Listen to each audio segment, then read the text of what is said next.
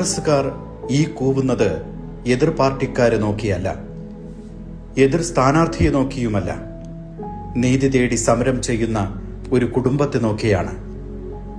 കോൺഗ്രസിന് വേണ്ടി ജീവിതം ഹോമിച്ച കോൺഗ്രസ് നേതാവ് IC ബാലകൃഷ്ണന്റെ കൊടും ചതിയാൽ ജീവനൊടുക്കേണ്ടി വന്ന വയനാട് DCC ട്രഷറർ NM വിജയന്റെ കുടുംബാംഗങ്ങൾക്ക് നേരെയാണ് ഈ ആക്രോശം. ഭിന്നശേഷിക്കാരനായ മകനെയും കൊണ്ട് ആത്മഹത്യയിൽ അഭയം തേടിയ NM വിജയൻ എന്ന കോൺഗ്രസുകാരന്റെ നിരാലംബരായ കുടുംബത്തെ നോക്കിയുള്ള കൊലപാതകികളുടെ ഈ അട്ടഹാസം കേരളം കാണുന്നുണ്ട്.